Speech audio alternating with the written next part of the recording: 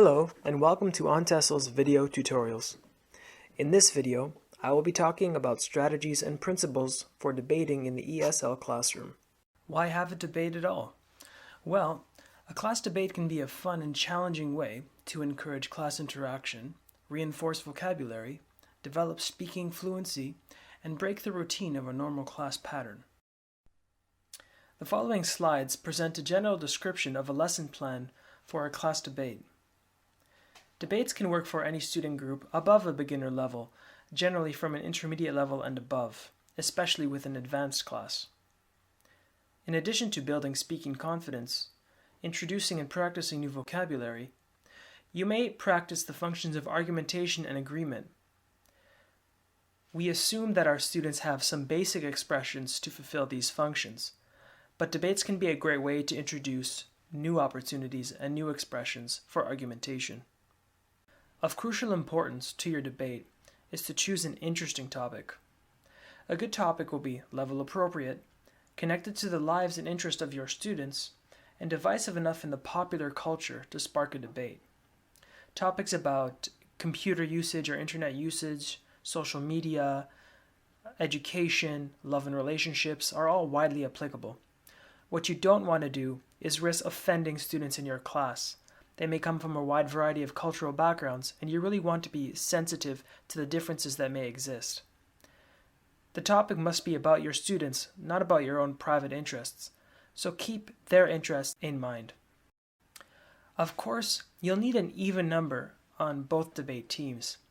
The division of team members can either be arbitrarily selected by the teacher or drawn along the natural division of opinion among the class.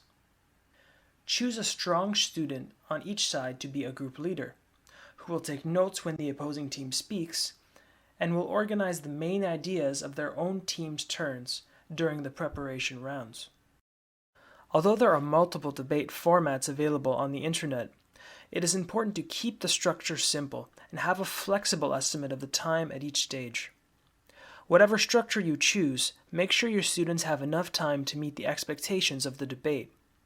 A little time pressure is a good motivator, but cutting off your students mid-sentence will not aid their fluency. Try using a stopwatch to monitor the time and ensure that you don't have to end the debate prematurely. Here is a sample debate structure, fairly simple, and to last about 1 hour long. As you can see, there is a preparation stage before each performance stage. The preparatory stages can get shorter as the debate concludes, as the opinions at later stages are being repeated and refined rather than invented, thus needing less preparation time. Notice that the first, second, and fourth rounds are alternate rounds. Opposing teams must listen, take notes, and be prepared to reflect on these arguments at later stages. We have an introduction, a rebuttal, an open discussion which is simultaneous, and then a conclusion. The ending is the time for the moderator's final comments, and that moderator is you. Here are some tips for being a good moderator for your debate. Regularly inform your students of time limitations. You don't want to disappoint the class by ending the class halfway through the debate. Take an opportunity to summarize the main points after the introduction and rebuttal rounds if it seems necessary. Your students may simply forget all the information they are taking in, especially because it's in a new language. Use the whiteboard, summarize the main points, but don't distract the class during the debates. Help struggling students formulate their opinions by feeding them keywords or eliciting their intended meaning. Students may really struggle to form their own opinions, and this is where you want to help them because you will probably know what they want to say. During the preparation stages, be available.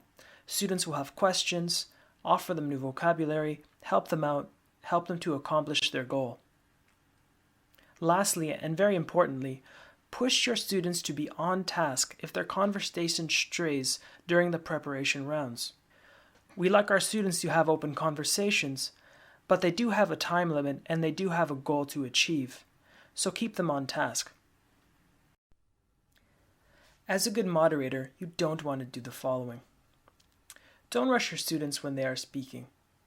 Don't interrupt with your own ideas during the debate. Even though you may have lots of input, Let your students shine during this activity. Don't become the center of attention during debate rounds. Your writing on the whiteboard might do this, so be careful and be selective about how you use the whiteboard while other teams are speaking. Lastly, don't make your personal opinions obvious during the debate. Be impartial. Reveal your own opinions at the end.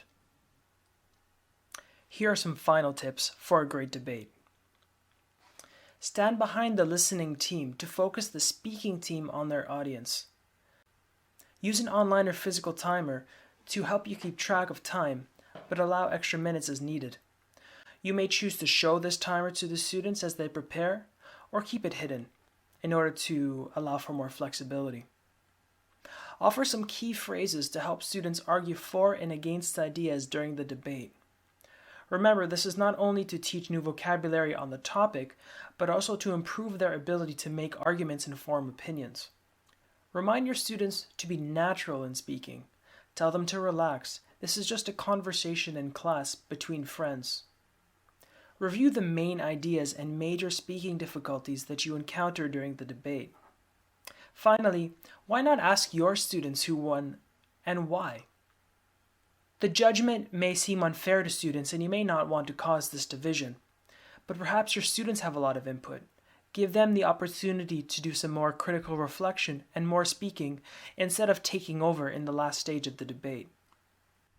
We hope you have found these guidelines useful as you go and create your own fun and entertaining debates in your own class.